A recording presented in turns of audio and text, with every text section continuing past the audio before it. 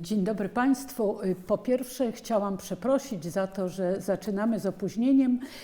No, tak się składa, że technika w wielu wypadkach jest silniejsza aniżeli nasze dobre chęci. Sprzęt, technologia sprawdzana jeszcze przed 12, nagle tuż w tym momencie, kiedy miała zacząć się nasza rozmowa, nagle wszystko coś zaczęło się sprężać. Mam nadzieję, że Państwo nam to wybaczą i w tej chwili już zasiadłszy przed telefonami, przed ekranami komputerów, bez większych problemów będziemy mogli porozmawiać. Ja chciałam przede wszystkim bardzo serdecznie podziękować studentom, zarządowi samorządu doktorantów za inicjatywę. To był pomysł zarządu samorządów, żeby tego rodzaju spotkanie polegające na wymianie pytań, moich odpowiedziach, żeby tego rodzaju spotkanie zorganizować. Jeśli będzie taka potrzeba, wydaje mi się, że będziemy mogli jeszcze po raz kolejny się spotkać w tej formule, bo ona pokazuje, jak wiele jest pytań, które chcieliby Państwo zadać.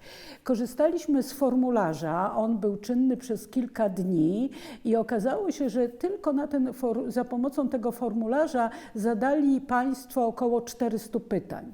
Część z nich się powtarza, w związku z tym postaraliśmy się tutaj z osobami z Biura Promocji, którym też bardzo serdecznie dziękuję, że pomogły mi to spotkanie zorganizować. Postaraliśmy się wydobyć całe takie bloki pytań, tak żebyście Państwo mogli dostać jak najwięcej pytań w interesujących nas obszarach.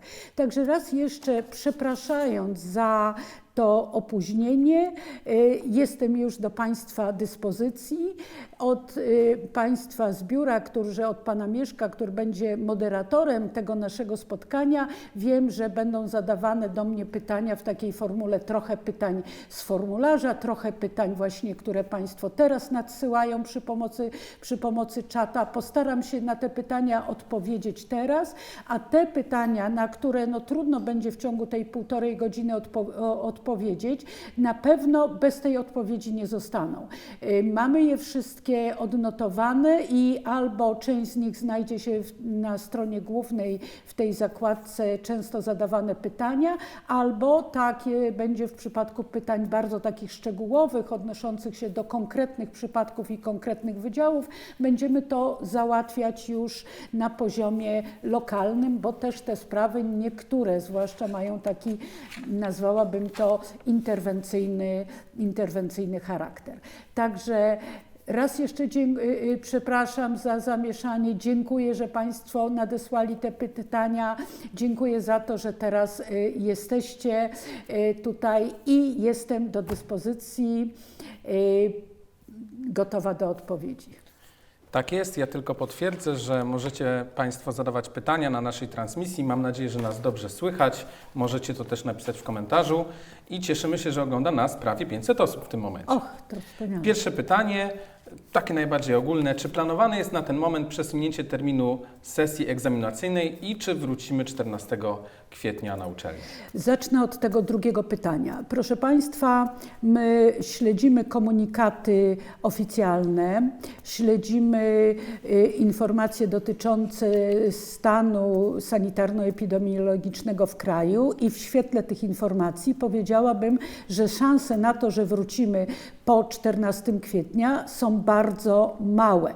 Natomiast ostateczną decyzję podejmiemy w przyszłym tygodniu, także bardzo proszę o śledzenie strony internetowej, wszystkich komunikatów, które tam się pojawiają. Natomiast gdy idzie o same terminy sesji, tak, poważnie się liczymy z tym, że ten semestr zostanie w ogóle nieco zreorganizowany.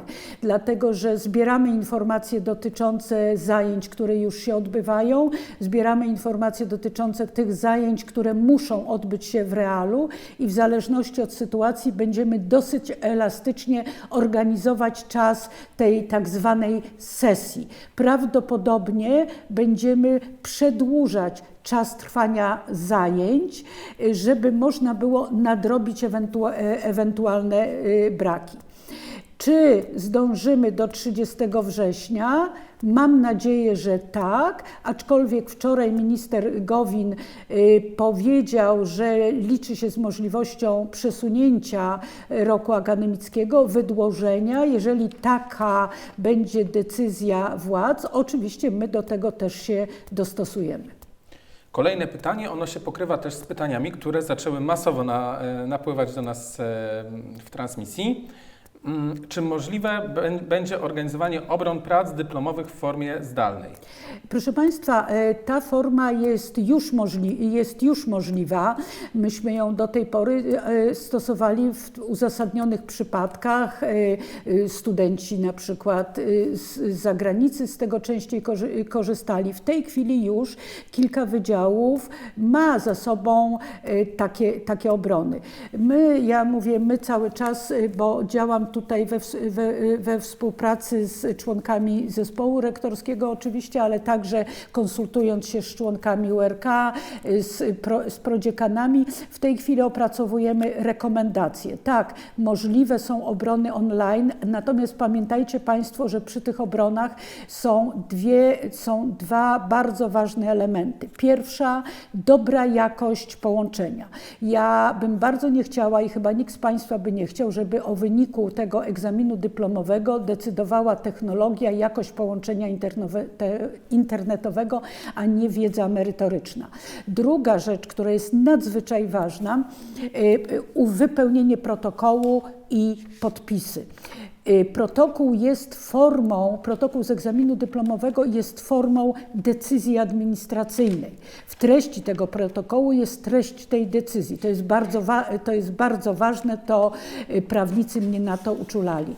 I dopiero z chwilą, kiedy ten protokół zostanie podpisany przez wszystkich członków komisji, osoba, która zdawała egzamin, formalnie staje się magistrem bądź licencjatem czy licencjuszem, bo tu różne formy tego stopnia są podawane.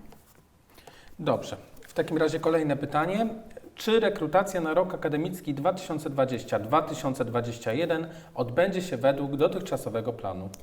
Proszę Państwa, to wszystko zależy od sytuacji. Jeżeli termin matur zostanie utrzymany, wtedy nie ma powodu do przesuwania terminu rekrutacji na studia pierwszego stopnia i studia jednolite magisterskie. Pamiętajcie Państwo, że zdecydowana większość jednostek rekrutuje na podstawie tylko wyników matur i tu ten cały proces rekrutacyjny odbywa się zdalnie, bez udziału kandydatów. Mamy kilka jednostek, które prowadzą dodatkowe takie egzaminy predyspozycyjne, nazywając je ogólnie. One wówczas w skrajnych przypadkach mogą się też odbywać online, a jeśli nie będzie to możliwe, to wtedy pomyślimy o jakichś alternatywnych rozwiązaniach. Natomiast jeżeli zostanie zrekonfigurowana nasza tutaj sesja letnia, jeżeli będą zajęcia wydłużone, wtedy oczywiście zmienią się też terminy rekrutacji na studia drugiego stopnia. My wiemy z dotychczasowego doświadczenia, że zdecydowana większość, jeżeli nie taka zdecydowana, blisko 80% kandydatów na studia drugiego stopnia są to kandydaci z naszej uczelni. Więc byłoby naprawdę dziwne, gdybyśmy z jednej strony przedłużali semestr, prawda, wydłużali zajęcia, w związku z tym opóźnią się terminy obron prac dyplomowych, prac licencjackich i utrzymali dotychczasowe terminy. Mamy już tu z Biurem Rekrutacji przeprowadzoną taką analizę, mamy pewne projekty, mówiąc tak kolokwialnie, w szufladzie gotowe, ale cały czas monitorujemy sytuację. Trzeba od razu tu powiem, przy okazji tego pytania, że musimy się wszyscy, zarówno studenci, jak i doktoranci, jak i moje koleżanki i koledzy, nauczyciele akademicy, liczyć z tym, że w tym roku lipiec na pewno będzie miesiącem pracowitym a z kolei wiele rzeczy, które działy się w lipcu, będzie musiało zadziać się we wrześniu. Musimy się z tym liczyć, sytuacja jest wyjątkowa, musimy działać w imię dobra wspólnego. Kolejne pytanie. Co w sytuacji, gdy wykładowca nie określił formy prowadzenia przedmiotu, nie wysłał maila z materiałami, linku do wideokonferencji? Bardzo przykro mi to słyszeć, że są takie przypadki. Mam nadzieję, bo jestem w stałym kontakcie z prodziekanami do spraw studenckich, z zastępcami dyrektorów do spraw studenckich. Mam nadzieję, że jednak uda nam się skłonić takiego wykładowcę do tego, żeby rozpoczął pracę w systemie zdalnym. Proszę Państwa, od razu powiem tutaj rzecz, która trochę mnie martwi, dlatego że wśród tych pytań, które napłynęły, jest bardzo wiele pytań, które w zasadzie zawierają taki przekaz. Nie jest dobrze z zajęciami zdalnymi. I oczywiście my jako uniwersytet możemy się cieszyć, że tak wiele zajęć zdalnych udało nam się uruchomić. Zwłaszcza, że działaliśmy pod presją, że trzeba to było zrobić bardzo szybko. Ale niemniej jednak teraz jest ten moment, kiedy wszystkie jednostki powinny uczynić coś w rodzaju takiego rachunku sumienia, pogłębionej refleksji, jak to naprawdę działa. Wydaje mi się też, że Państwo, studenci, doktoranci, którzy uczestniczą w zajęciach, które Państwa nie satysfakcjonują w jakiś sposób, które nie spełniają oczekiwań, które ja mówię, nie spełniają oczekiwań w tym właśnie sensie, że ten kontakt z wykładowcą jest utrudniony. Macie do dyspozycji samorząd, kontaktujcie się z prodziekanami, kontaktujcie się z zastępcami dyrektorów do spraw studenckich. Będziemy starać się wspólnymi siłami tę sytuację poprawić. Dobrze, to co robić w takiej sytuacji, gdy nie ma kontaktu z prowadzącymi i nie prowadzi zajęć zdalnie? W ogóle. To jest... Aż trudno mi uwierzyć, proszę Państwa, przepraszam za ten emocjonalny ton, że takie sytuacje mają miejsce. Wszyscy jesteśmy w sytuacji trudnej, ale my jako nauczyciele akademicy jesteśmy tu na uniwersytecie, bo chcemy uczyć. Bo chcemy uczyć i czujemy tę powinność do tego, żeby uczyć niezależnie od warunków. Mam nadzieję, że takie sytuacje są jednostkowe. Być może prowadzący ma jakieś kłopoty tak zwane obiektywne, które uniemożliwiły ten kontakt. Postaram się, wiedząc o tym, że są takie przypadki, postaram się jednak wspólnie, naradzając się z prodziekanami, coś w tej sprawie zrobić. Ja tutaj apeluję do koleżanek i kolegów. Ja wiem, sama prowadzę takie zajęcia. Na szczęście mam je w formule seminaryjnej, więc mogę prowadzić w czasie rzeczywistym przy pomocy komunikatora Google Meet. Jakoś nam się udaje dobrze razem ze studentami współpracować w tej formule, ale ja wiem, że często jest jest to trudne, że nie zawsze są warunki też infrastrukturalne. Myślę, że możemy sobie razem pomóc. Jeżeli Państwo mają jakieś kłopoty, proszę zgłosić się do swoich prodziekanów. Mamy jakieś możliwości pomocy też IT. Ostatnio w zeszłym tygodniu dziękowałam naszym biurom, które się właśnie tym zajmują. Dziękowałam Centrum Kompetencji Cyfrowych. Te biura są do Państwa też dyspozycji, są do pomocy. Wiem, że wielu prodziekanów, wielu dziekanów powołało też w swoich jednostkach takie lokalne centra pomocy. Proszę Państwa, musimy się nastawić na długi marsz. Zastanawialiśmy się na początku, jak zatrzymać nasz uniwersytet w obliczu zbliżającej się epidemii, prawda? W tej chwili musimy zrobić wszystko, żeby te nasze straty były jak najmniejsze i zrobić wszystko, żeby maksymalnie wiele zajęć odbywało się jednak w formule zdalnej. Dobrze, to teraz jeszcze pytanie o praktyki. Czy w sytuacji zmiany organizacji roku akademickiego studenci będą mogli zaliczać praktyki? Tutaj mamy różne, czy to praktyki terenowe, czy są sytuacje, w których trzeba zaliczyć praktyki, żeby skończyć studia. Co w takiej sytuacji? To jest rzeczywiście, proszę Państwa, duże wyzwanie. Bo praktyki, jak sama nazwa wskazuje, w zasadzie powinny się odbywać w konkretnym miejscu, prawda, związanym z typem umiejętności, które praktyki mają rozwijać. To powinna być szkoła, to powinno być archiwum, kancelaria, może sąd, może inna instytucja. Zastanawialiśmy się z niektórymi prodziekanami, których to dotyczy, jak można to zrobić. Jeżeli będzie to możliwe, będą te praktyki przesuwane na następny rok.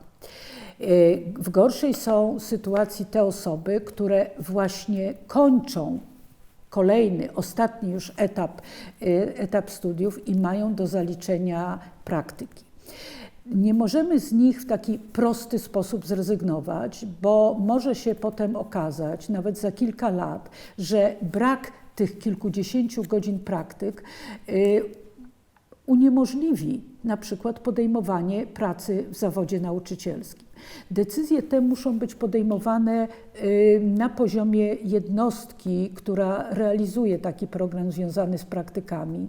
Być może są jakieś alternatywne formy, które pozwolą te umiejętności, które normalnie wykształca się czy rozwija na praktykach, pozwolą te umiejętności zdobyć. To jest rzeczywiście duże wyzwanie, zwłaszcza w przypadku studentów, którzy właśnie kończą ostatni etap studiów. Wrócę też do tematu obron, ponieważ to jest pytanie, które też pojawia się na czacie pod naszą transmisją. Tak. Czy te obrony online, jeśli doszłyby do skutku, byłyby obowiązkowe? To znaczy, czy trzeba byłoby się zdecydować na taką obronę? Proszę Państwa, te obrony powinny mieć charakter, nazwijmy to, dobrowolny, prawda?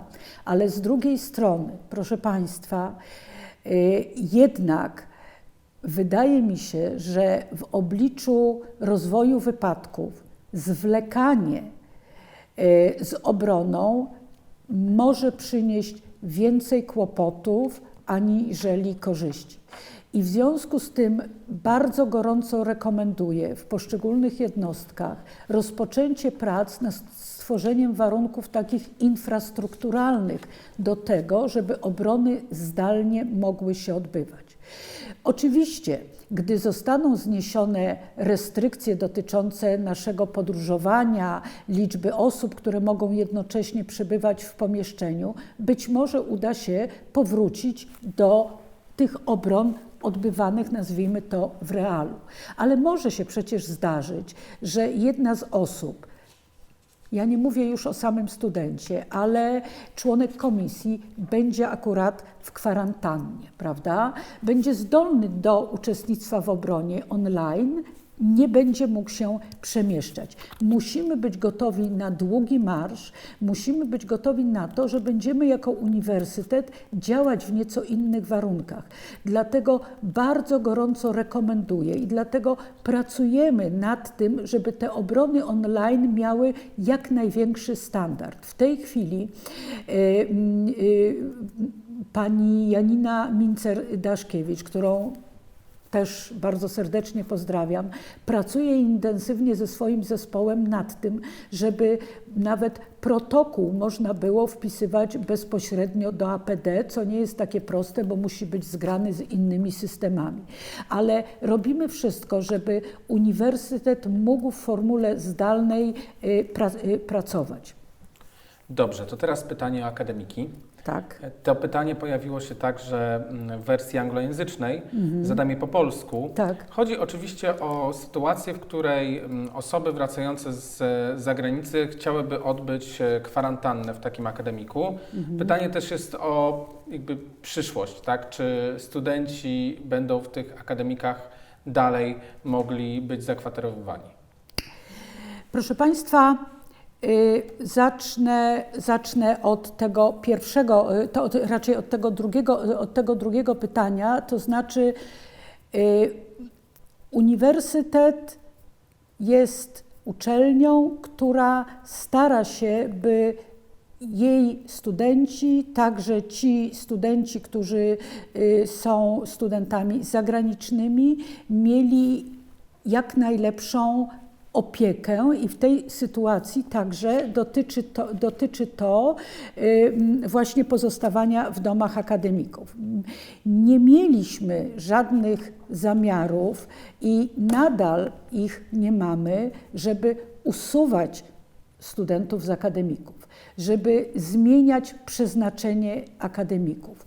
Tak długo, jak to jest konieczne, studenci, którzy zamieszkują w akademikach, mogą z nich korzystać. My, jako władze uniwersytetu, nie mamy żadnego zamiaru zmieniać charakteru akademików. To może jeszcze w związku z tym, ja to zdanie akurat chcąc podkreślić, powiem jeszcze po angielsku, aczkolwiek stosowne komunikaty są też wywieszone w akademikach, że we as the University of Warsaw, we don't have any plan for the dormitories to be used for any other reason. So students can stay there as long as they need. Ale oczywiście, proszę Państwa, te akademiki, o czym Państwo też wiedzą, one są niektóre z poprzedniej epoki. Nie mają węzłów sanitarnych odrębnych. W związku z tym odbywanie w nich kwarantanny nie będzie możliwe. Dlatego apelujemy też do studentów, którzy pozostają w domach, by nie przyjeżdżali do akademików, dopóki nie będzie ostatecznej decyzji dotyczącej wznowienia zajęć. Sądzę, że w tej chwili są Państwo bardziej bezpieczni w swoich domach, aniżeli w tych miejscach, gdzie jest stosunkowo dużo osób. To jeszcze jedna kwestia związana z akademikami, a mianowicie opłaty. Czy jeżeli przerwa obejmie również maj, to nadal trzeba wnieść opłatę za akademik, mimo iż się w nim nie przebywa od połowy marca?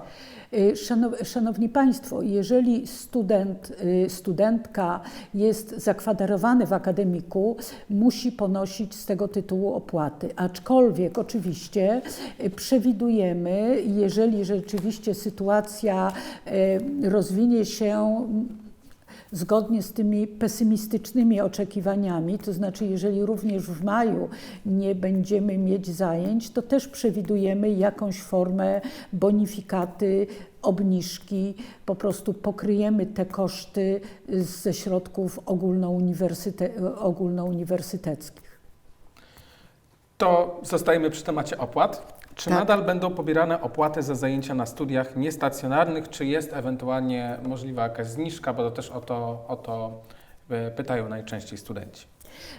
Proszę Państwa, trzeba tutaj poruszyć dwa wątki. Pierwsza rzecz dotyczy tego, że zajęcia na studiach niestacjonarnych powinny się również odbywać zdalnie. Rozporządzenie ministerstwa mówi wyraźnie, że nawet jeśli nie było to przewidziane w programie, w tej chwili zajęcia mogą się odbywać w sposób zdalny.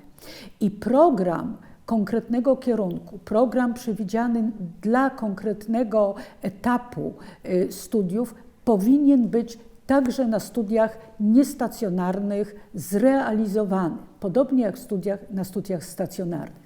Rozmawialiśmy, dyskutowaliśmy na ten temat z prodziekanami wydziałów, które takie studia niestacjonarne prowadzą i wszyscy zapewniali, że zrobią wszystko, by ten program został zrealizowany, by w związku z tym nie było żadnych zaległości. Być może będzie to się wiązało z jakimiś dodatkowymi zjazdami już w lipcu bądź sierpniu. Te poszczególne rozwiązania będą w sposób indywidualny wdrażane. Ale oczywiście rozmawialiśmy też o możliwych ulgach finansowych. One są przewidziane w naszych wewnętrznych przepisach. Prodziekani deklarują daleko idącą elastyczność, gdy idzie o rozkładanie na raty, gdy idzie o przekładanie terminów wpłat, gdy idzie o egzekwowanie tych opłat. Oczywiście Państwo mają też prawo ubiegania się o zapomogi, jeśli trudności z płaceniem wynikają z pogorszenia się sytuacji materialnej. Jako uniwersytet staramy się i myślimy w tej chwili o tym, w jaki sposób dostosować ten fundusz zapomóg do z pewnością większego zainteresowania, aniżeli dotąd on się cieszył. W każdym bądź razie każdy prodziekan, każdy zastępca dyrektora do spraw studenckich ma w swojej gestii narzędzia, które pozwolą w sposób indywidualny. Ja mówię tutaj indywidualny, mając na myśli zarówno konkretne osoby, jak i konkretne kierunki studiów na konkretnych wydziałach, zastosować rozwiązania właściwe dla tej sytuacji.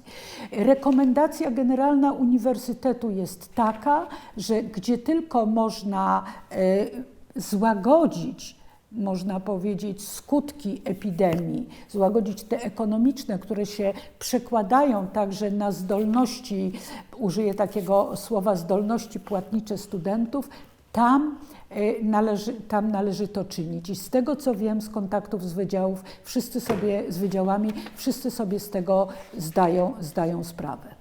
Dobrze, to teraz kilka chwil poświęcimy kwestiom doktoranckim. Tak. Pierwsze pytanie, kiedy planowana jest rekrutacja do szkół doktorskich? Proszę Państwa, na szczęście rekrutacja do szkół doktorskich, też pierwszy etap, może się odbywać zdalnie.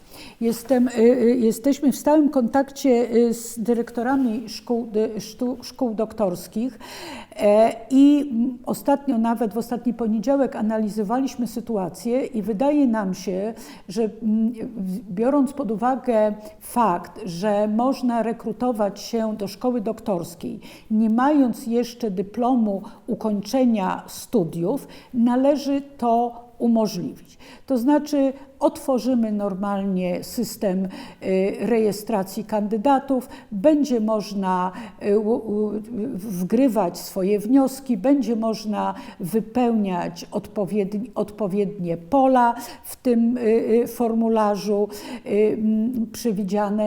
przewidziane w tym formularzu. Po prostu chcemy nie tracić czasu. Co tylko można zrobić zdalnie. Pamiętajcie Państwo, że w tym roku cały wniosek rekrutacyjny będzie tylko w formie internetowej, nie będzie trzeba przesyłać wniosku papierowego, więc chcemy to umożliwić. Natomiast cały ciężar rozmów kwalifikacyjnych najprawdopodobniej zostanie przeniesiony na nieco później, zostanie przełożony. W ostatecznym wypadku liczymy się też z możliwością wprowadzenia rozmów kwalifikacyjnych zdalnie. To jest pewnego rodzaju ostateczność, ale być może też trzeba będzie to rozwiązanie zastosować. Jeżeli do czegoś takiego trzeba będzie po to rozwiązanie sięgnąć, będą oczywiście odpowiednio wcześniej kandydaci informowani. Natomiast już teraz wiemy, że wydłużymy bardzo termin składania dokumentów, zaświadczeń o tym, że kandydat jest już magistrem. Konkretne terminy w tej chwili ustalamy, one prawdopodobnie jeszcze przed świętami zostaną opublikowane. Natomiast pamiętajcie Państwo, że to są pewne projekty, które my czynimy tu i teraz, w tym momencie, mając te dane, które mamy. Prawda? Tak sobie planujemy pewne przesunięcia. Sądzimy, że ciężar rozmów kwalifikacyjnych będzie też przesunięty w czasie. Ale jeżeli rzeczywiście sprawdzą się prognozy pesymistów, które mówią o tym, że nasza nadzieja, że w czerwcu wrócimy na uczelnię, jest, powiedziałabym, nadzieją na wyrost, to my również będziemy musieli jakoś zrekonfigurować swoje plany. Dlatego szalenie jest ważne, byście Państwo śledzili nasze strony internetowe. My staramy się na bieżąco informować o wszelkich możliwych zmianach. Pamiętajcie też Państwo, że ten problem rekrutacji do szkół doktorskich jest problemem ogólnopolskim, bo w sytuacji, w jakiej się znajduje uniwersytet, są też inne uniwersytety, które kształcą doktorantów. Być może będzie trzeba podjąć pewne rozwiązania w skali ogólnopolskiej. Także rzeczywiście mówię, wiele jest tu czynników, które warunkują tę ostateczną decyzję. Śledźcie stronę internetową. Też dostajemy pytania aktualnie i prośby o to, żeby opowiedzieć też coś o doktorantach, którzy nie studiują jeszcze w szkołach doktorskich, studiują w tym starym systemie. Tak. Myślę, że te pytania, które chcę zadać, trochę odpowiedzą na ich wątpliwości, a mianowicie chodzi o kwestię obron. Czy jest w ogóle to możliwe w tym roku akademickim? Proszę Państwa, to jest rzeczywiście duży problem. Dlatego, że pamiętajcie Państwo, że obrona pracy doktorskiej jest obroną publiczną. Jest obroną publiczną. Ona nie może się odbyć w kameralnym gronie kilku osób. W związku z tym, na razie przynajmniej w świetle istniejących przepisów nie ma takiej możliwości. Nie ma takiej możliwości. Ale mogą odbywać się poszczególne elementy procedury. Rady dyscyplin obradują zdalnie, już kilka rad ma za sobą posiedzenia zdalnie.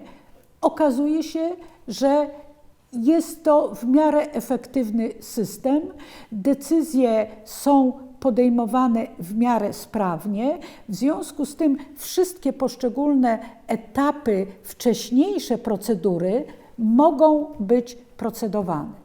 Natomiast są wątpliwości co do nadawania stopni przez Radę Dyscypliny. Czekamy tutaj na interpretację jeszcze prawniczą, ale obrony, tak jak to rozumiemy, mogą się w tym roku, zwłaszcza akademickim, czyli do 30 września, mogą być trudności.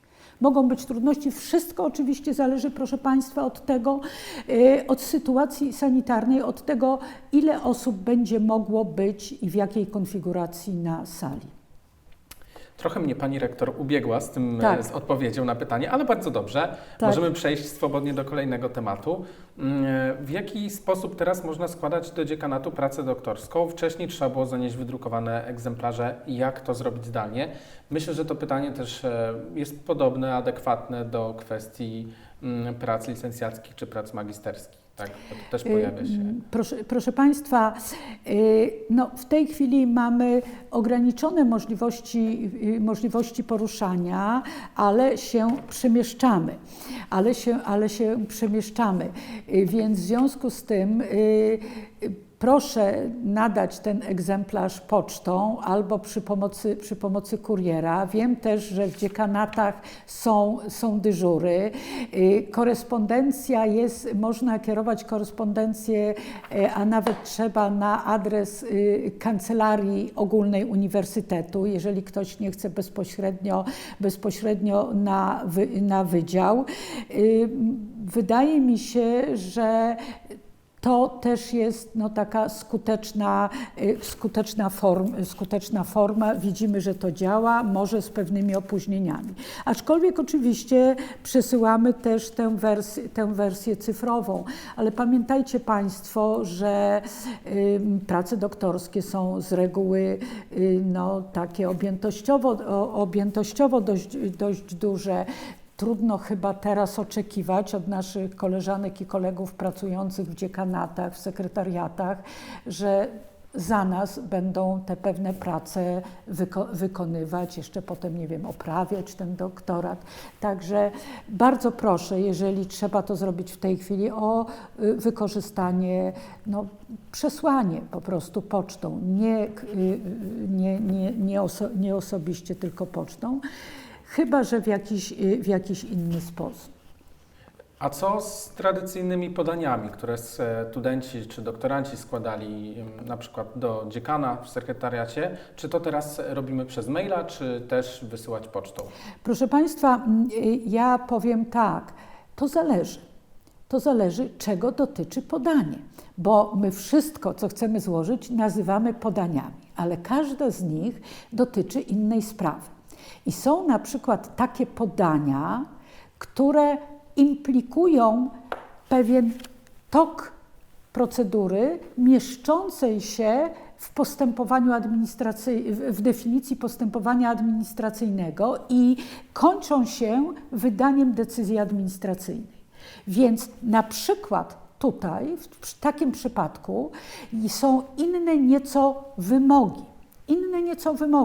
Na ogół prodziekan, do którego składamy podanie, wie, jakiego rodzaju są to wymogi i pozwala i określa, jaką grupę spraw można przy pomocy zwykłego maila załatwiać, jakie wymagają już bardziej rozbudowanych form.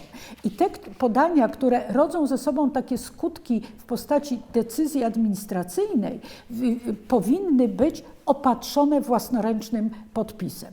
Z tego co wiem, zastosowano takie rozwiązanie, że te podania mogą być składane w formie skanu w tej chwili, żeby był widoczny ten podpis, natomiast potem w aktach sprawy powinien się znaleźć jednak oryginał.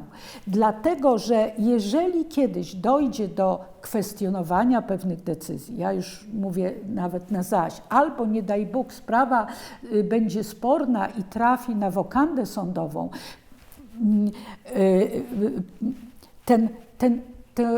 to podanie, które zaczęło sprawę, będzie szalenie ważne.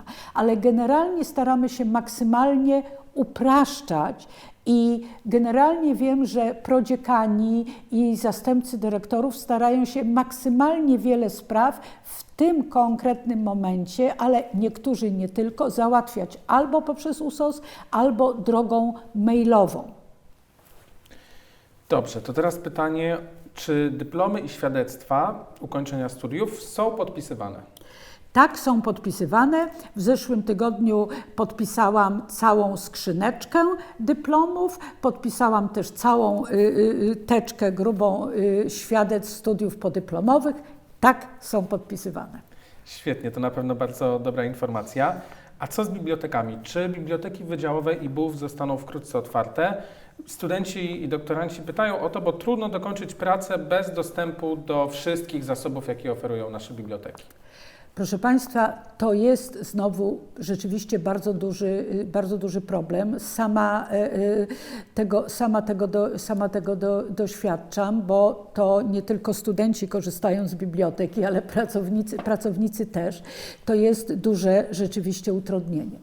Oczywiście nie mogę tu zadeklarować konkretnego terminu, ale gdy tylko sytuacja w kraju i zalecenia władz pozwolą, postaramy się nawet w ograniczonym zakresie, ale uruchomić tam, gdzie tylko będzie to możliwe, dostęp do zasobów.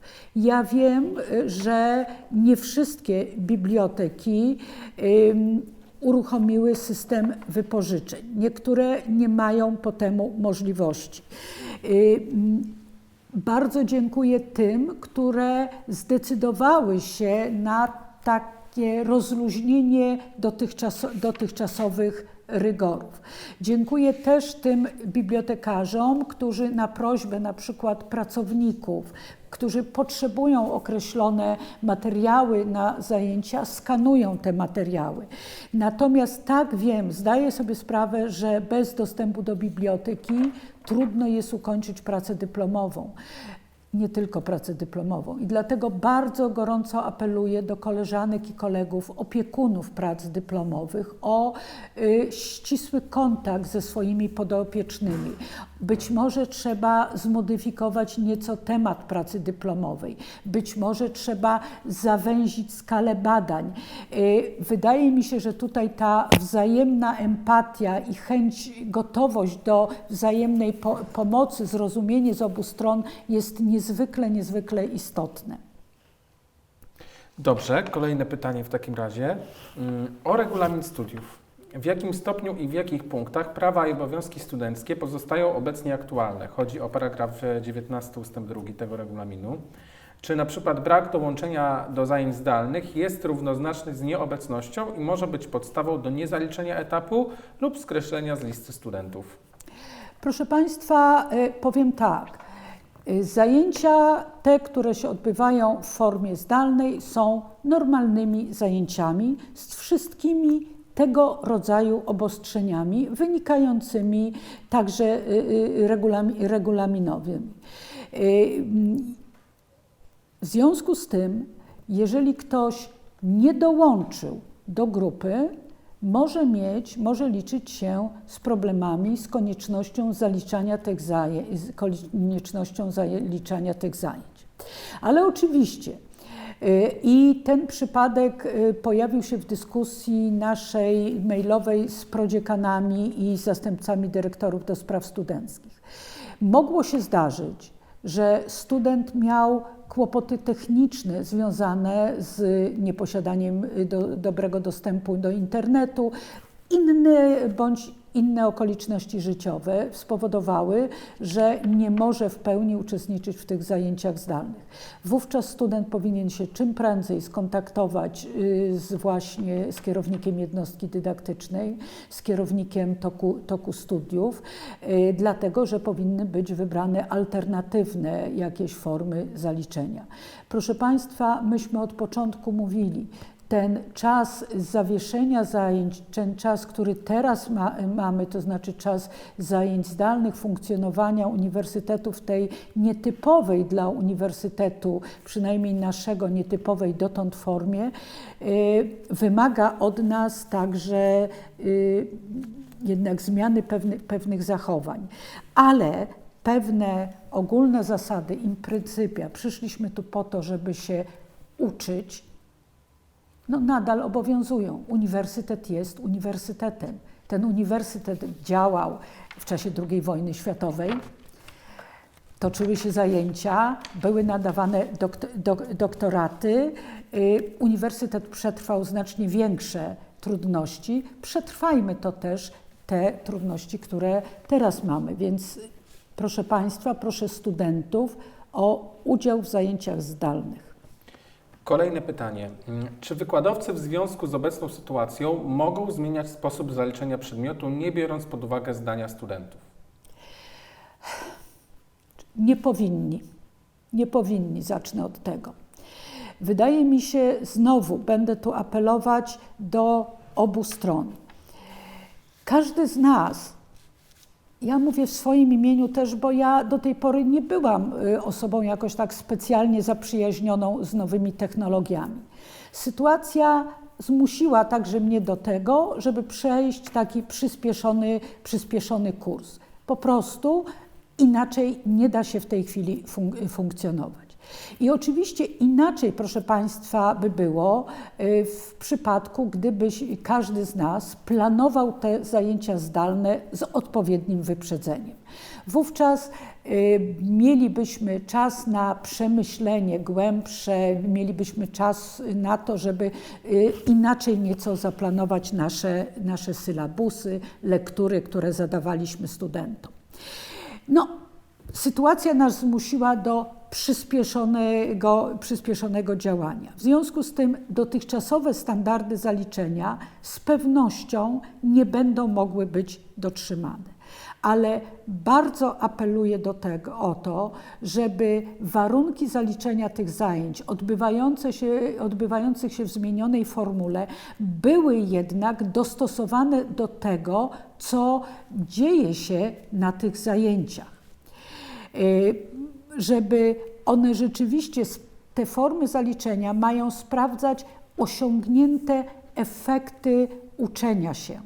Więc to, czego udało nam się nauczyć studentów, to, czego razem się nauczyliśmy przy pomocy narzędzi zdalnych, to powinno być weryfikowane przy okazji zaliczenia.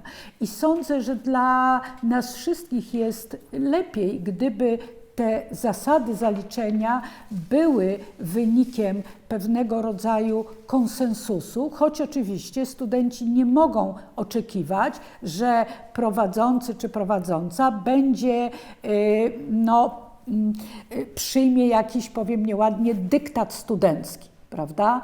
Więc jeżeli mówimy w porozumieniu, to w porozumieniu, w konsultacji, ale nie warunki narzucone przez studentów. Tak jest. Dużo osób tutaj w komentarzach, ale też pytania, które przesłane zostały do nas w formie formularza, pytało o ocenianie zajęć i ich standaryzację. O standaryzację zajęć zdalnych studenci narzekają na sposób prowadzenia tych zajęć online. Czy będzie możliwość jakoś wyrażenia też swojej opinii co do tych zajęć, tak jak jest możliwość oceniania swoich prowadzących w normalnym trybie? Proszę Państwa, więc zacznę może znowu od usprawiedliwienia. To jest trochę tak, zgłosiły się do nas osoby przede wszystkim, które mają bardzo duże zastrzeżenia. Tak to już jest. Ja, pełniąc funkcję prorektora do spraw studenckich, na ogół spotykam się i mam do czynienia ze sprawami, które budzą niezadowolenie. Dociera do mnie więcej sygnałów negatywnych niż pozytywnych. Więc bardzo bym chciała też, żeby odezwały się osoby, które są zadowolone z tego, co się dzieje, są zadowolone ze swoich prowadzących, z których znaczna część, a sama miałam to okazję stwierdzić, naprawdę robi dużo, żeby wyjść poza schemat typowego wykładu czy typowego konwersatorium, pozostaje w kontakcie ze studentami, reaguje na bieżąco na pojawiające się wyzwania, potrzeby. Chciałabym, żeby te dobre informacje do nas też dotarły. No, ale specyfika przekazu jest jaka jest i powiem już od razu tak, że ta ocena naszego przejścia na zajęcia zdalne jest już na bieżąco prowadzona. Zarząd Samorządu Studentów przeprowadził taką ankietę. Z tego co wiem od pana Kamila Lebnickiego, który zajmował się tą ankietą, uzyskał ponad 1000 odpowiedzi z bardzo różnych wydziałów i rzeczywiście w większości są to sygnały mówiące, że wiele zajęć nie odbywa się w formule interaktywnej. Są to sygnały, że wielu prowadzących przesyła materiały, oczekuje, że studenci te materiały sami opracują. I pół biedy, jeśli potem następuje jakaś forma weryfikacji tego, w jaki sposób studenci przyswoili sobie tę wiedzę. Ale zdarza się, że nawet te pojedyncze zadania rozsyłane studentom nie są sprawdzane. Są oczywiście koleżanki i koledzy, którzy długie godziny spędzają pisząc, odpisując studentom, prowadząc tego rodzaju dialog, recenzując nadsyłane prace, ale nie oszukujmy, są też takie przypadki, one właśnie są tutaj sygnalizowane, kiedy tak się nie dzieje. W związku z tym ta ankieta, którą pan Kamil przeprowadził, już wskazała pewne obszary niedociągnięć. I w tej chwili zamierzam w kontakcie z prodziekanami, z dyrekcjami poszczególnych instytutów, tam gdzie poszczególne kierunki są realizowane, przeanalizować wyniki tych ankiet, bo rzeczywiście musimy tutaj jednak pomyśleć, w jaki sposób usprawnić tę formę nauczania. Znaczy, ja powiem tak, zaczęłam od tego, że chciałam usprawiedliwić, bo proszę Państwa, nam jako prowadzącym też nie było łatwo błyskawicznie w ciągu zaledwie 10 dni znaleźć inne lektury, przejść na ten inny system. Nie każdy z nas ma też w domu możliwości takie, żeby można było to pomieszczenie, pokój swój zamienić na biuro, na studio, prawda, w którym można ten przekaz prowadzić. To są takie czynniki, które też znane są Państwu z własnego doświadczenia. Ale myślę, że tak, po tym takim okresie szybkiego przystosowania się, szybkiej zmiany, teraz jest czas na refleksję. Na to właśnie, żeby po pierwsze pomyśleć o uspójnieniu narzędzi w obrębie przynajmniej jednego kierunku, ale także uspójnieniu form kształcenia. To jest ten drugi etap, w który w tej chwili wchodzimy. Mam nadzieję, że z każdym dniem będzie coraz lepiej. Ale też powiem Państwu, przepraszam za przedłużenie tej wypowiedzi, obiecałam panu Mieszkowi, że będę mówić tylko minutkę z kawałkiem, ale zrobiliśmy analizę wykorzystania internetu w akademikach, bo były skargi, że internet zbyt wolno działa. I proszę Państwa, blisko 50% użycia to jest Netflix. Kolejny pod względem popularności jest, ja nie wiem, czy tu dobrze wypowiem to słowo, torrenty. Tak? Tak. Dobrze tak powiedziałam.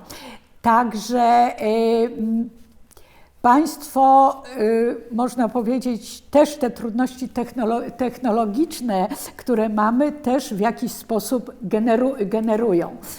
To tylko tak na marginesie, przepraszam za przedłużenie wypowiedzi. Dobrze, teraz przejdziemy już tylko do stricte pytań, które pojawiały się pod transmisją. Tak. Na początek zacznijmy od tego, że pojawiły się komentarze od kilkunastu osób, które życzą Pani Rektor, oczywiście, żeby Pani się nie dawała chorobie przede wszystkim, więc na pewno dziękujemy Dziękuję za bardzo. takie... To znaczy, proszę Państwa, robię wszystko, żeby się nie dać. Na ogół siedzę w domu i zdalnie załatwiam wszystkie możliwe sprawy. Dzisiaj przyszłam tutaj specjalnie, żeby jakość transmisji była lepsza, bo moja sieć internetowa domowa nie jest najlepsza. Ale i tutaj technologia, jak Państwo pamiętają, to co się działo około 12:00, sprawiła nam niespodziankę. Ale do tego nie wracajmy, skupmy się na pytaniach, które otrzymujemy od Was, od uczestników transmisji.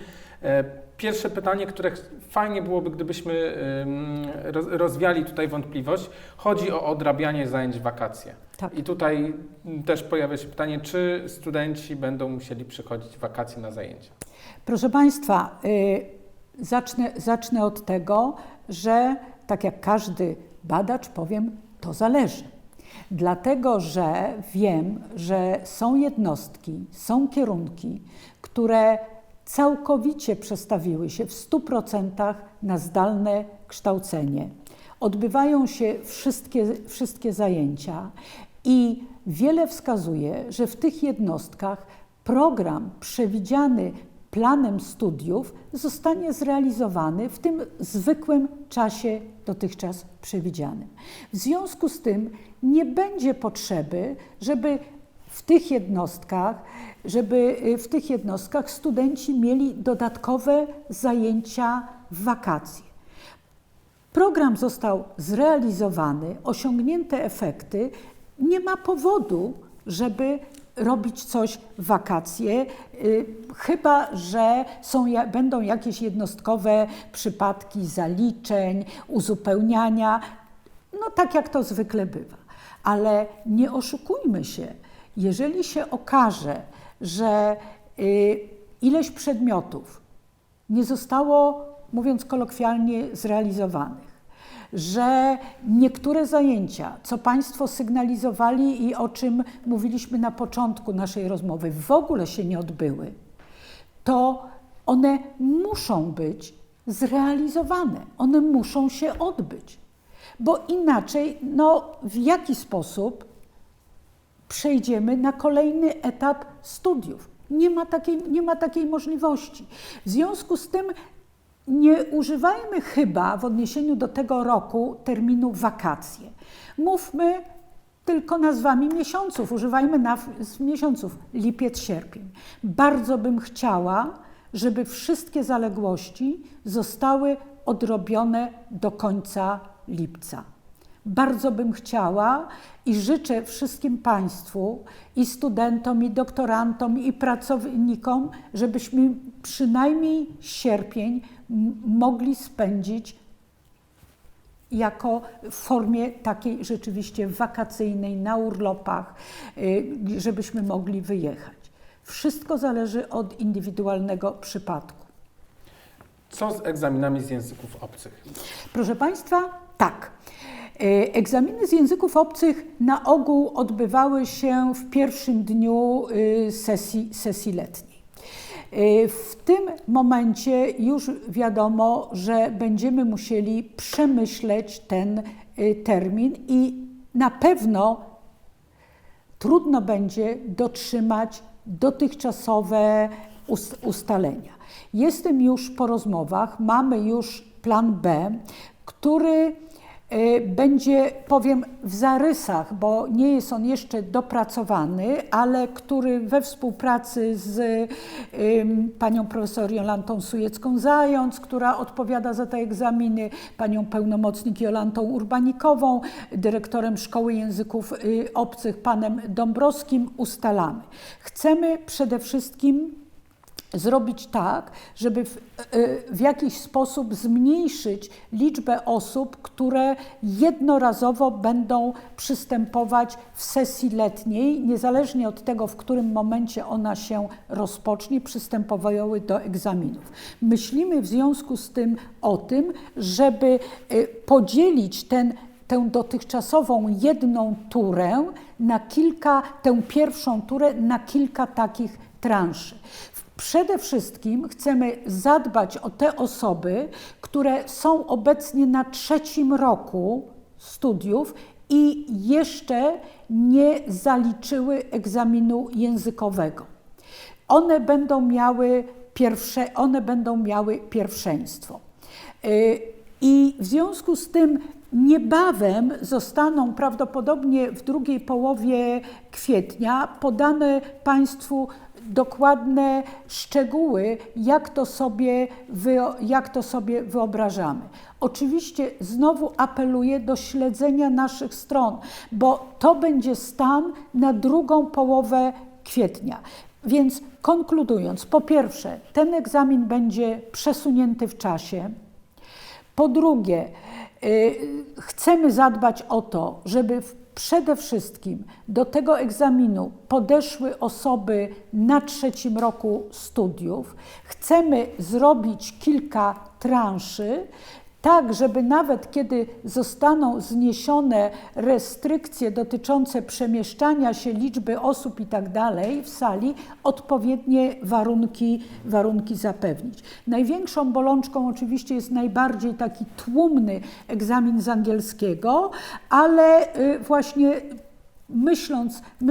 myśląc o tym, opracowujemy pewien plan B, natomiast już teraz mogę powiedzieć, że biorąc pod uwagę też, że była przerwa w lektoratach, że nie wszystkie lektoraty równo wystartowały, gdy idzie o nauczanie zdalne, przesuniemy ten egzamin w czasie. On będzie po prostu później niż to zakładaliśmy.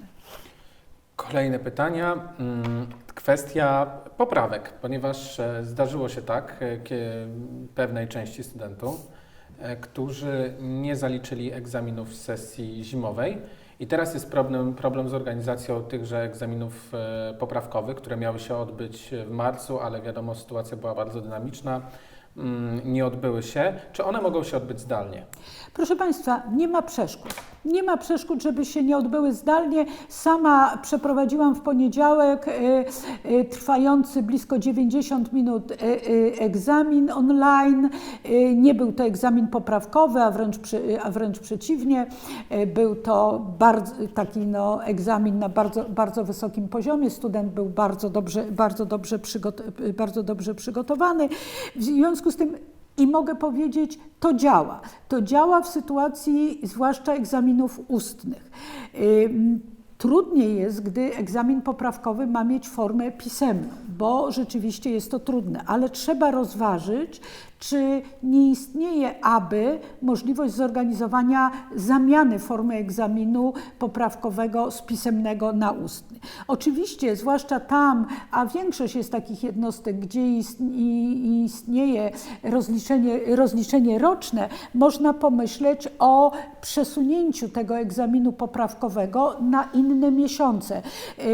Kierownicy jednostek dydaktycznych będą tutaj elastyczni, bo wszyscy sobie zdajemy sprawę, w jakiej sytuacji jesteśmy. Ale mówiąc generalnie, nie ma przeciwwskazań. Znowu tylko powiem, byleby dobra jakość techniczna była tego przekazu, tego połączenia. Dobrze, teraz trochę trudna kwestia, wydaje mi się, że nawet wyzwanie. Co ze zwrotami za czesne zajęcia, które nie odbywają się zgodnie z umową i zgodnie z umówionym terminem, sposobem i formą? W jakim terminie i do kogo adresować podanie o zwrot części kosztów za studia niestacjonarne?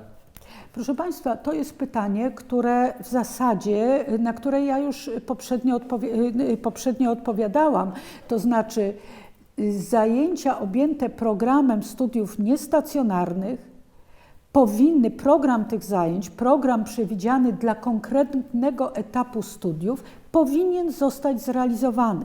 I nawet jeśli te zajęcia w tej chwili nie odbywają się w sposób zdalny, jednostka, w której realizowane są te studia, musi zadbać o to, żeby on został zrealizowany. W związku z tym można powiedzieć tak, że powinny te pieniądze za czesne, mówiąc tak kolokwialnie, być w jakiś sposób odpracowane, a nie zwrócone. Te zajęcia muszą się odbyć. Program musi zostać zrealizowany.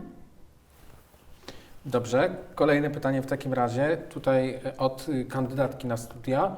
Chodzi o kwestię matur. Czy w przypadku, gdyby matury zostały przełożone, będzie też zmiana zasad rekrutacji na studia pierwszego stopnia i jednolite magisterskie w kontekście do tego, co jest podane teraz? Zasady nie. Zasady nie, bo zasady obejmują po prostu wykaz przedmiotów, wagi brane pod uwagę przy przeliczaniu tych przedmiotów. Natomiast będzie zmieniony harmonogram rekrutacji w zależności od tego, kiedy będzie ogłoszenie wyników matur, bo to jest najważniejsze. Na szczęście rekrutacja na studia pierwszego stopnia i jednolite magisterskie odbywa się praktycznie, tak jak Państwu mówiłam, zdalnie, bez uczestnictwa kandydata. On musi siedzieć przy komputerze. Wyniki matur też są pobierane zdalnie, więc jesteśmy w stanie przesunąć termin składania dokumentów. Jesteśmy także w stanie przesunąć termin zamykania rejestracji. Natomiast formularze rekrutacyjne zamierzamy otworzyć w takim czasie, jak było to przewidziane.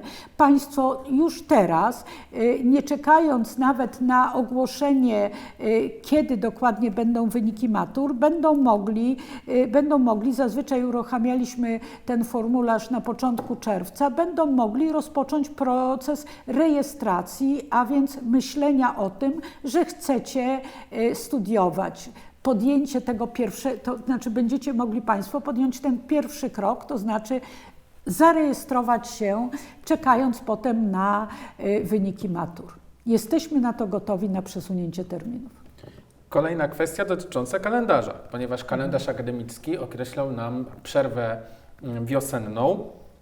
I pytanie, czy ta przerwa wiosenna jest adekwatna też w kontekście prowadzenia kształcenia online, czyli czy w dniach 9-14 kwietnia będą prowadzone zajęcia online, czy nie ma takiej możliwości, bo mamy przerwę świąteczną?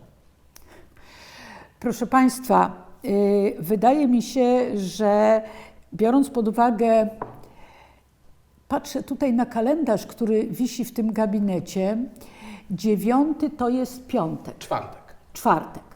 Tak jak zawsze, czwartek. Proszę Państwa, powiem tak. Wydaje mi się, że nawet biorąc pod uwagę ten trudny czas, potrzebna jest jakaś przerwa. Dla niektórzy wykorzystają to na rekreację, inni na zadumę, bo jesteśmy wszak w okresie przedświątecznym. Sądzę, że powinna ona być utrzymana. Natomiast jeżeli któraś z grup we współpracy ze swoim prowadzącym stwierdzi, że chce jednak, ale to musi być obopólna zgoda, w czwartek przed południem odbyć normalne zajęcia jak zwykle, bo mają tyle do nadrobienia. Jeżeli któryś z prowadzących będzie chciał odbyć w tym czasie konsultacje, do których bardzo gorąco koleżanki i kolegów zachęcam, to jeżeli tylko jest obopólna zgoda, może to nastąpić. Natomiast zalecałabym, rekomendowałabym, żeby piątek, sobotę, niedzielę i poniedziałek spędzić z rodziną. I tak przecież nie będą to duże spotkania, będą to spotkania kameralne. Odpocznijmy od tego zdalnego nauczania, odpocznijmy od naszych biur prowadzonych za pomocą zdalnie. Sądzę, że dla wszystkich nas to będzie dobre. Kolejny duży blok pytań. Tak. To kwestia wyjazdów na stypendia w ramach programu Erasmus+. Studenci i doktoranci niecierpliwią się i pytają, czy w związku z ewentualnym przedłużeniem roku będzie to możliwe, ponieważ wiadomo, organizacja takiego wyjazdu wymaga wielomiesięcznych przygotowań, poniesienia pewnych kosztów związanych z lotami, też zapewnieniem sobie mieszkania. I pytanie, czy uniwersytet jest przygotowany na tę ewentualność w związku z epidemią koronawirusa? Znaczy, na ewentualność związaną z lotami, z zakwaterowaniem nie jesteśmy przygotowani. No proszę Państwa, powiem trochę złośliwie.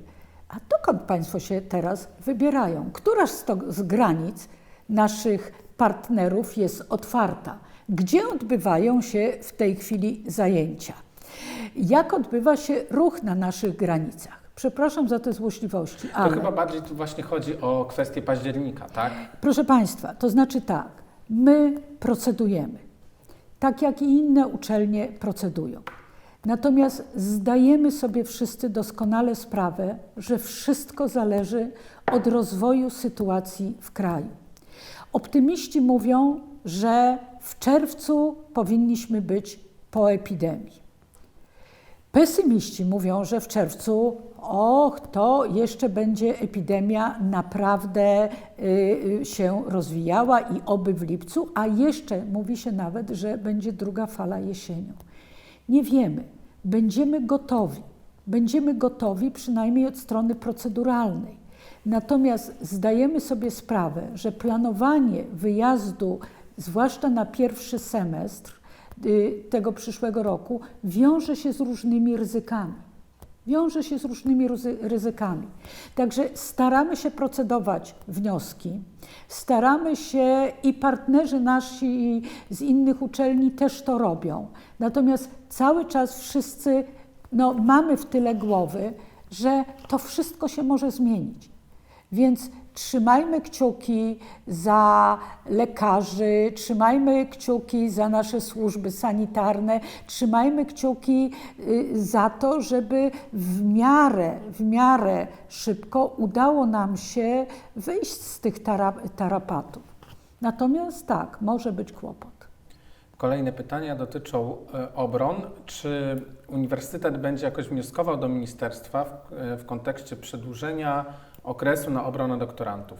Tutaj też wchodzi oczywiście w grę kwestia stypendium. Tak, proszę Państwa, wiem, bo jestem też w ścisłym kontakcie z zarządem samorządu doktorantów. Bardzo dziękuję w ogóle przy tej okazji obu zarządom, to znaczy zarządowi samorządu studentów i zarządowi samorządu doktorantów, bo po prostu oba zarządy starają się pełnić bardzo dobrą rolę właśnie w tym, zwłaszcza konkretnym momencie, pewnych pośredników, facylitatorów tej komunikacji pomiędzy władzami uczelni a środowiskiem i to rzeczywiście jest skuteczne. I wydaje mi się, my będziemy jako uniwersytet, a sądzę, że nie tylko my, wnioskować do ministerstwa o przemyślenie pewnych terminów. Po pierwsze o możliwość, jeżeli taka konieczność będzie, bo niektórzy wyrobią się ze swoimi doktoratami w przewidzianym czasie, o przedłużenie o 1 semestr,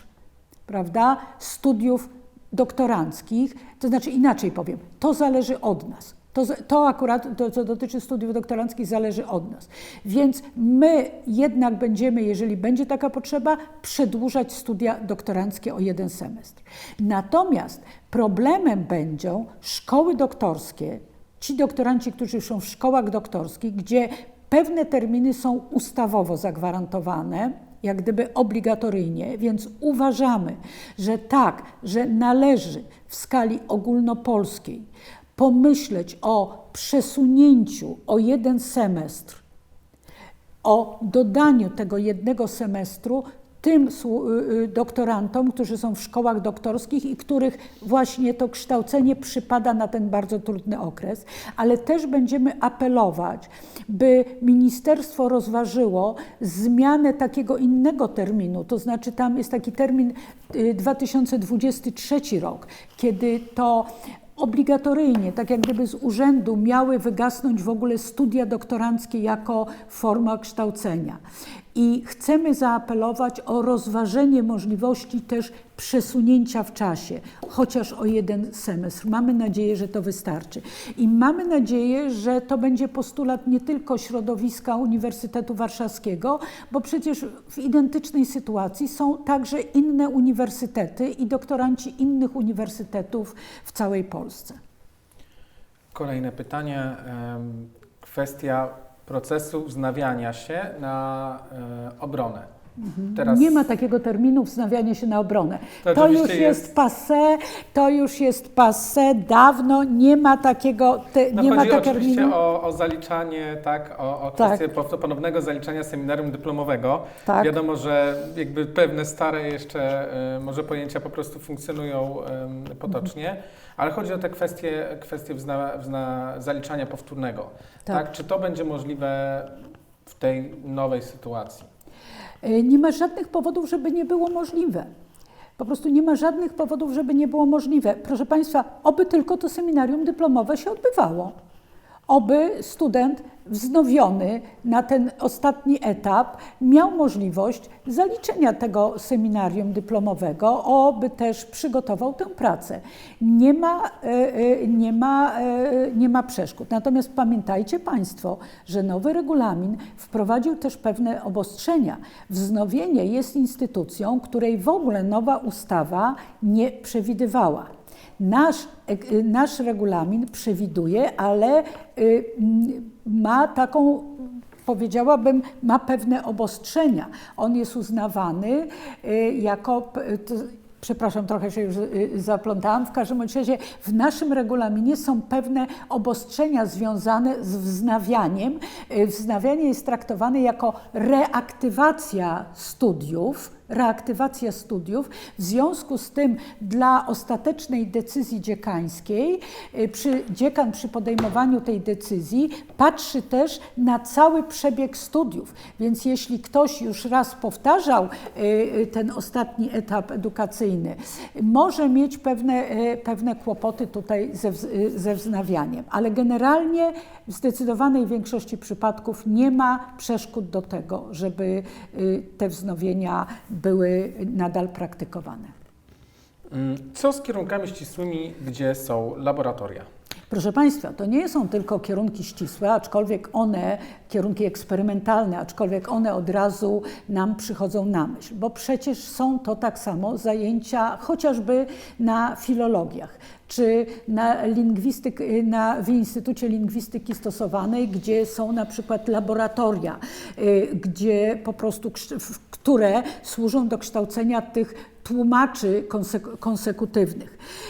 Jesteśmy w kontakcie z kierownikami tych jednostek i najprawdopodobniej w trybie indywidualnym będą te zajęcia odrabiane już w takim, nazwijmy to kolokwialnie, realu w miesiącach letnich.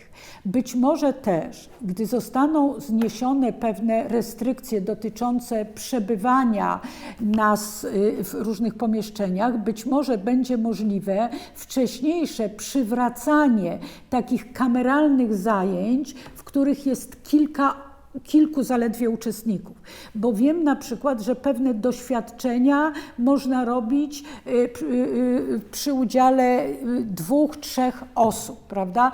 Więc władze, kierownicy jednostek dydaktycznych, których to dotyczy, zdają sobie sprawę z tego wyzwania i myślą nad alternatywnymi rozwiązaniami.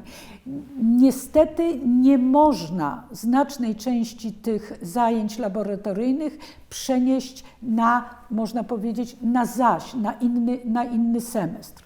Natomiast szukamy rozwiązań alternatywnych, dlatego że tak zostały te studia. Taka jest ich idea pomyślane, że student te doświadczenia powinien wykonać sam. W związku z tym nie wchodzi w grę pokaz. Prawda? Nie wchodzi w grę taka sytuacja, kiedy ktoś prowadzący, profesor, doktor będzie przed kamerą pokazywał, co tam się dzieje. To są umiejętności praktyczne, które musimy nabyć i musimy teraz pomyśleć, kiedy będzie można to uczynić. Ale w związku z tym, znowu przepraszam za przedłużenie, ja w ogóle mam skłonności do gadulstwa, ale od razu mi przyszło na myśl to, że pamiętajcie Państwo, że jeżeli te zajęcia będą odrabiane, to może się zdarzyć, a nawet na pewno tak się zdarzy, że nie będzie to wedle schematu planu zajęć, jaki był do tej pory obowiązywał, że możliwe jest grupowanie zajęć, że możliwe będzie blokowanie, możliwe będzie wykorzystywanie budynku, laboratoriów, tych kabin tłumaczeniowych i tak dalej, także w soboty i niedzielę, jeżeli tylko będzie taka potrzeba. Chodzi o to, żeby móc rzeczywiście te ćwiczenia, te zadania wykonać tak, jak to powinno się odbyć. Dobrze. To już jest czas na ostatnie tak naprawdę pytania, które możecie Państwo Jeszcze zadawać. mamy 10 minut. Jeszcze mam 10 minut, także naprawdę to już jest czas na ostatnie pytania. Wiele osób pyta ponownie, dlatego też proszę Panią Rektor, żeby powtórzyć to, ponieważ też część osób po prostu dołącza do nas w różnych momentach. Oczywiście. Chodzi oczywiście o kwestię najważniejszą, czyli czy wrócimy po 14 kwietnia na uczelnię. Proszę Państwa, szanse na to, że wrócimy 15 kwietnia na uczelnię są naprawdę znikome. Ale ostateczna decyzja dotycząca konkretnie terminu, kiedy będziemy mogli wrócić, zostanie podjęta w przyszłym tygodniu. I dlatego w przyszłym tygodniu śledźcie Państwo stronę, będzie oficjalny komunikat. Jesteśmy cały czas też w kontakcie z ministerstwem, śledzimy komunikaty, jesteśmy w kontakcie z zespołem w Warszawskim Uniwersytecie Medycznym, zespołem też, który składa się z fachowców epidemiologów, wirusologów. Chcemy mieć maksymalnie dużo danych do podjęcia rozsądnej decyzji.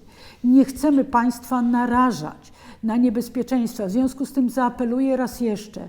Te osoby, które w tej chwili są w domach, wyjechały z akademików, na razie nie kupujcie biletów jeszcze, nie przyjeżdżajcie na razie, dopóki nie dostaniecie komunikatu, czy zajęcia będą, czy nie będą. Powtórzę raz jeszcze, szanse, że zaczniemy 15 są znikome. W którym momencie zaczniemy, w jakiej formule, zostanie podane w tym komunikacie. Chcę jeszcze tylko podkreślić, że na wszystkie pytania my też odpowiemy po transmisji, tak? Bo to też tutaj pojawiło się tych pytań ponad 300 pod samą transmisją. And let me tell a couple of words in English. We see that you gave a lot of comments. We are sorry that we cannot reply directly, but we will try to prepare answers all your questions after our live streaming. I tak, możemy wrócić jeszcze do jednego z pytań, które tutaj padają na naszym czacie. Ich jest naprawdę bardzo dużo. Wiele się pojawia jeszcze pytań dotyczących WF-ów. Po pierwsze, czy one zostaną, czy ich odrabianie zostanie przesunięte na kolejne miesiące, bo tutaj trudno powiedzieć o zdalnym odrabianiu zajęć WF. I co w przypadku zajęć płatnych, bo tutaj też wiele osób się skarży, że wniosło opłatę, a teraz zajęcia się nie odbywają lub nie odbywają się w takiej formie, jaką wykupili. Proszę Państwa, tu są dwie kwestie. Zacznę trochę próbując tak systematyzować. Ta oferta zajęć WF-u obejmuje dwie kategorie zajęć. Zajęcia bezpłatne i zajęcia płatne. Zajęcia płatne są zajęciami oferowanymi przez AZS, które po prostu pozwalamy jako uniwersytet włączyć do tej oferty, tak żebyście Państwo mogli, mieli tę ofertę szerszą. W związku z tym możecie Państwo płatnie uczestniczyć na przykład w zajęciach jazdy konnej, tenisa i jeszcze innych.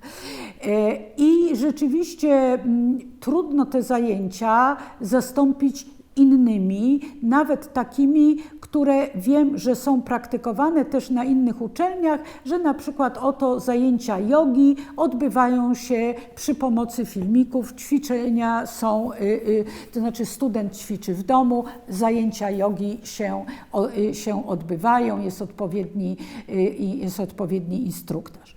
Razem z panią dyrektor wleciał, dyrektor Studium Wychowania Fizycznego i Sportu i z jej zespołem ustaliliśmy, że po pierwsze, w miesiącach letnich, o ile to oczywiście będzie możliwe Ja cały czas się zastrzegam, bo to przecież nie od nas zależy, tylko od rozwoju wypadków.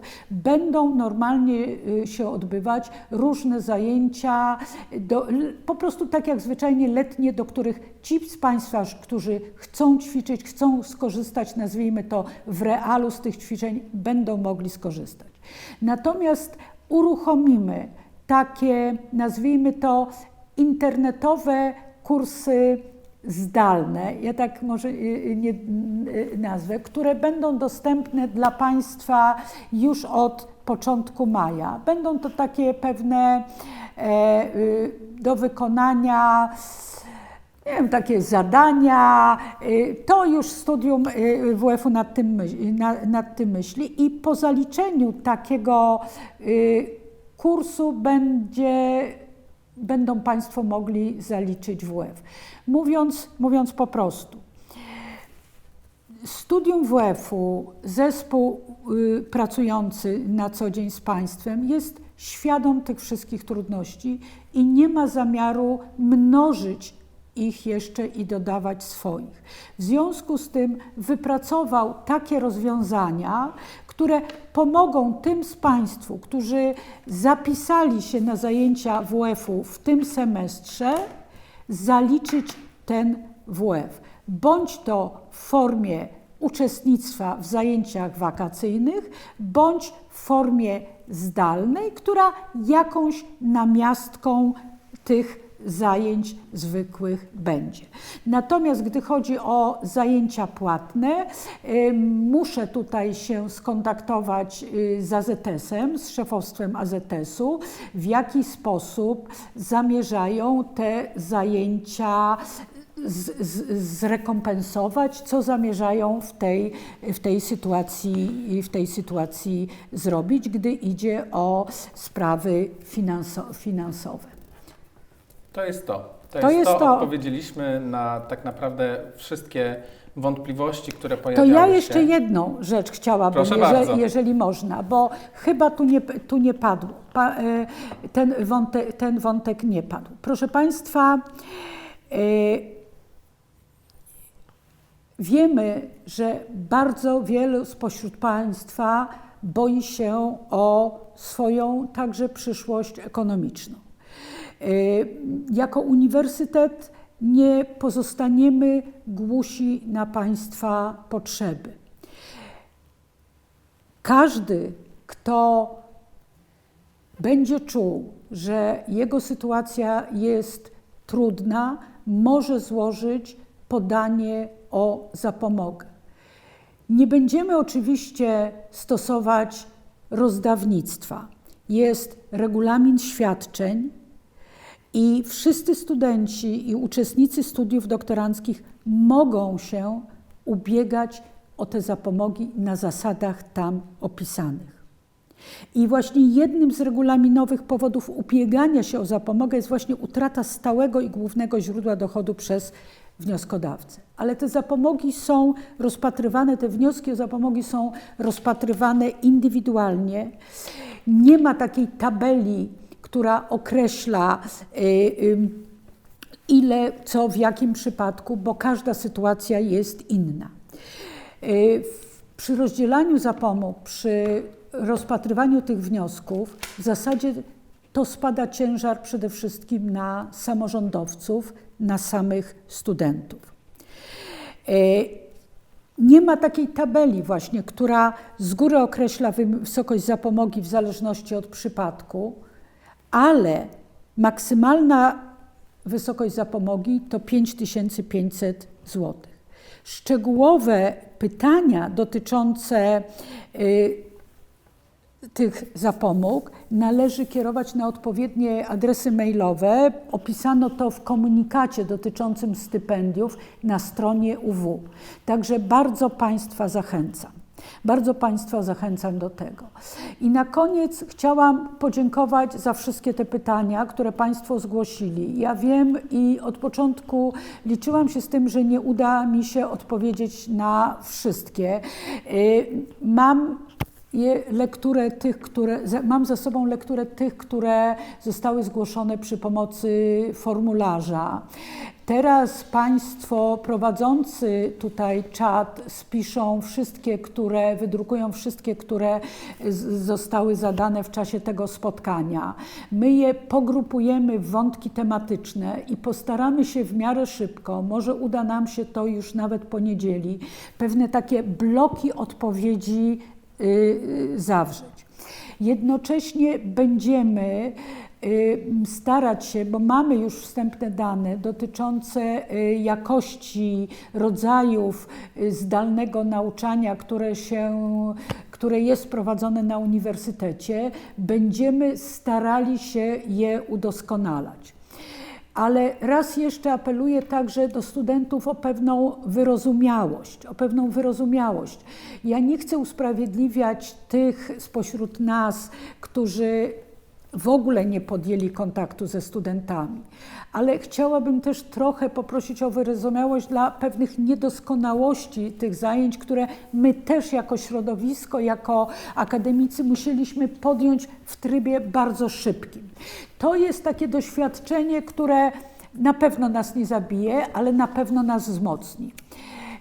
Chcemy, żeby uniwersytet miał na stałe w ofercie większą pulę zajęć prowadzonych zdalnie, z których będzie można korzystać nie tylko w czasie epidemii.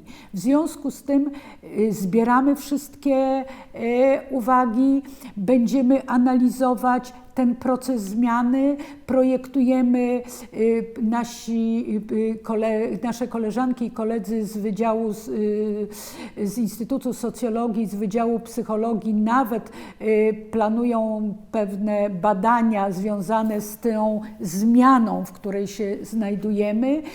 Samorząd, jak już mówiłam, przeprowadził taką ankietę. Wszystkie uwagi będziemy zbierać na bieżąco. A te uwagi, które napłynęły, czy to tutaj w czasie czatowania, czy za pomocą formularza, ale dotyczą konkretnych jednostek, bo pojawiły się takie skargi. Pojawiły się skargi dotyczące kilku konkretnych wydziałów. Ja też otrzymałam takie maile. Chciałam za te wszystkie niedociągnięcia w imieniu tej naszej społeczności nauczycieli akademickich przeprosić, w imieniu nas wszystkich też zadeklarować i obiecać jakąś tam poprawę. Niepokoi mnie tylko jedno na koniec, że niektóre te skargi zaopatrzone były taką klauzulą: nie podam swojego nazwiska, bo boję się represji ze strony wydziału. Mam nadzieję jednak, proszę Państwa, że wszystkim nam chodzi o to, żebyśmy ten czas, który jest dla wszystkich nas bardzo trudny, także psychicznie, bo oto zostaliśmy postawieni w obliczu wyzwań nieznanych nam wcześniej. Musimy się izolować, nie możemy sobie podawać rąk. Musimy odzwyczaić się od wielu rzeczy, które dla nas były codziennością.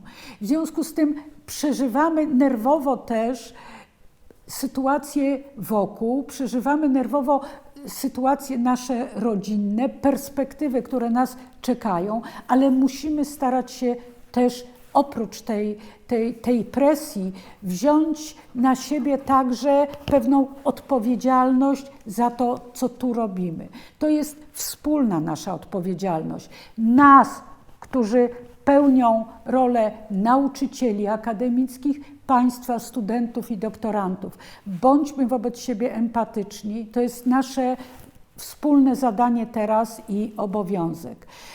Będę interweniować w tych, nazwijmy to, punktowych sprawach, gdy wiem, których to wydziałów dotyczy. Mam nadzieję, że jednak w większości jednostek dominuje współpraca, a wiem, że tak jest, współpraca, porozumienie, dobra komunikacja. I napiszcie też nam o takich przykładach. Chciałabym móc nie tylko narzekać i odpowiadać na narzekania, ale dziękować tym, którzy robią to super. Dzięki, Dzięki, dzięki. To ja jeszcze dopowiem, bo widziałem komentarze pod transmisją bardzo pozytywne, jeśli chodzi o Instytut Lingwistyki Stosowanej i Wydział Dziennikarstwa, Informacji i Bibliologii. Możliwe, że ich jest więcej, ale trudno wszystko przeczytać, bo rzeczywiście tych komentarzy jest bardzo dużo. Bardzo, bardzo, bardzo się cieszę. Ja dziękuję ze swojej strony i oczywiście też ze strony słuchaczy oglądających nas za to, że pani rektor znalazła czas, że poświęciła czas, by odpowiedzieć na wszystkie pytania. Tak też, jak wspomniałem wcześniej, zapewniamy, że odpowiemy na te pytania, które pojawiły się zarówno w formularzu, jak i tutaj w komentarzach pod transmisją. Proszę, dajcie nam chwilę czasu, żebyśmy mogli przygotować jak najbardziej rzetelne odpowiedzi na wszystkie komentarze. And as we promise, we answer all your questions soon as possible.